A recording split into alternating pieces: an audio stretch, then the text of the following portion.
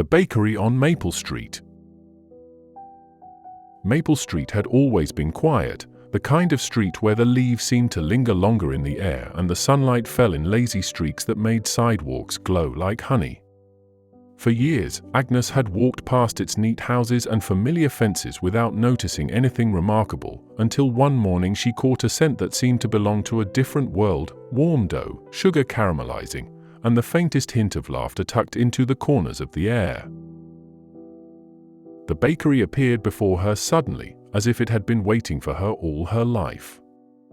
Its windows glimmered with soft reflections of the sun, and a small wooden sign swung gently above the door, inscribed with letters that looked as though they had been hand-carved by someone with a love for flour and mischief alike.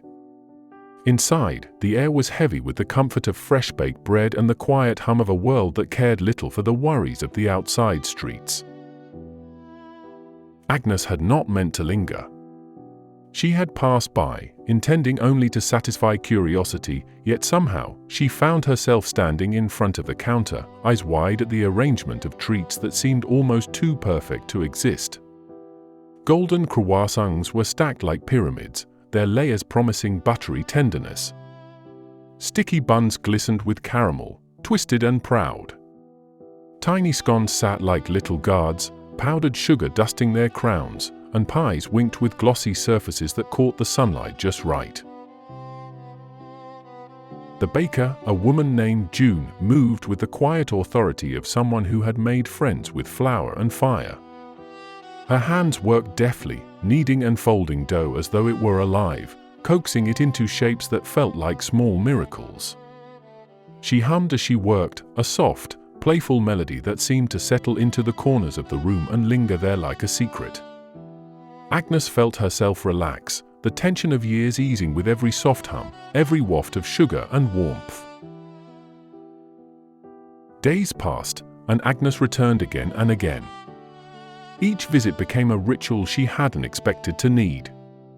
She watched June at work, noted the little quirks that made the bakery feel alive, a rolling pin that occasionally rolled off the counter as if it had its own agenda, a cat that wandered in daily and napped on a basket of bread as though appointed by some unseen authority, and trays of pastries that occasionally seemed to smile at her, crooked little grins that made her laugh out loud.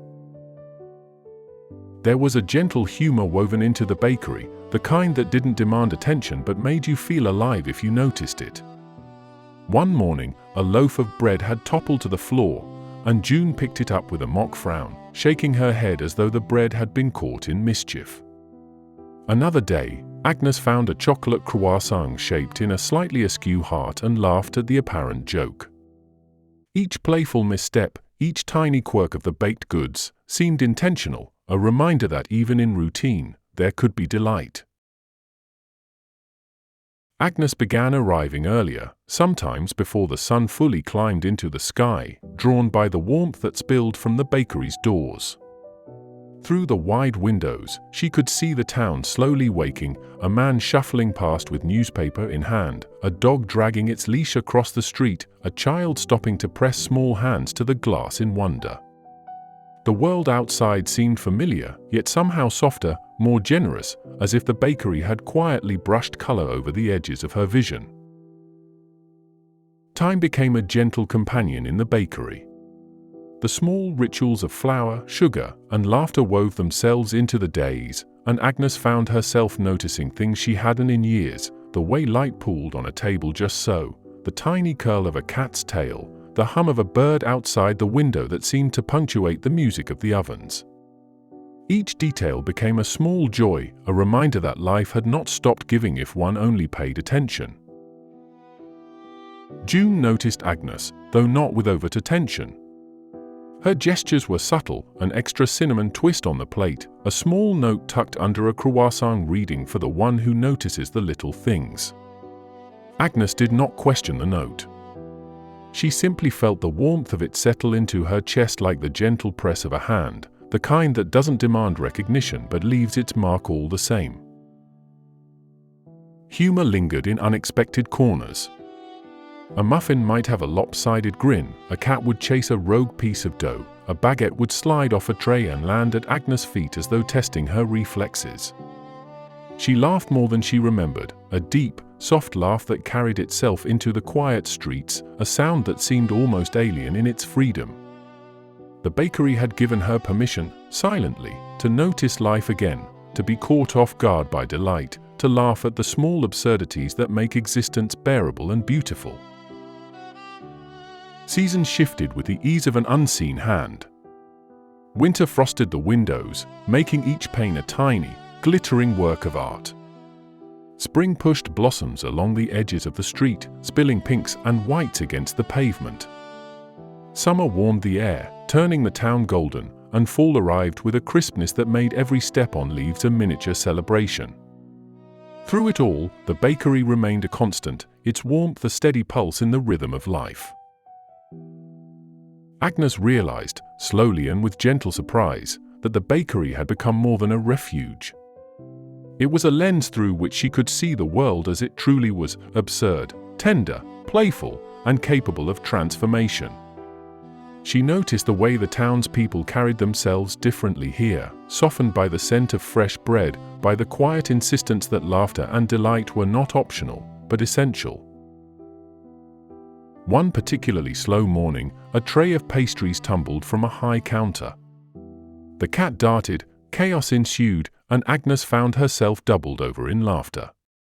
The absurdity of it all, the neat little lives, the unexpected flurry of dough and whiskers, hit her like sunlight, and she understood, in that moment, the true magic of the bakery.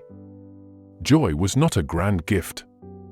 It was flour on the coat, a crooked muffin, a cat perched imperiously on a basket, and the soft smile of someone who had seen the world enough to know it could still surprise you. Evenings became moments of reflection.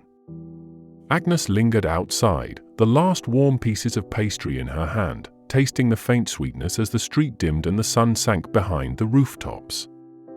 She noticed the faint sigh of wind through the trees, the way shadows stretched like lazy cats across the pavement, the faint aroma of bread that seemed to linger even after the bakery's doors closed. Life was alive in its small, unassuming ways, and she understood she had spent decades missing it. Years passed, and Agnes continued her visits. The bakery had become more than a building with ovens and counters. It was a lesson etched in flour and sugar: the extraordinary exists in the ordinary, laughter is a gift, and delight comes not to those who demand it, but to those who notice it. Maple Street, with its gentle streets and quiet corners, had become a place where warmth lingered in the air like dust motes in sunlight, where mischief hid in pastries, and where Agnes, smiling softly at a crooked muffin, understood that happiness could be small, persistent, and entirely ordinary, and that ordinary could be extraordinary if only one had the eyes to see it.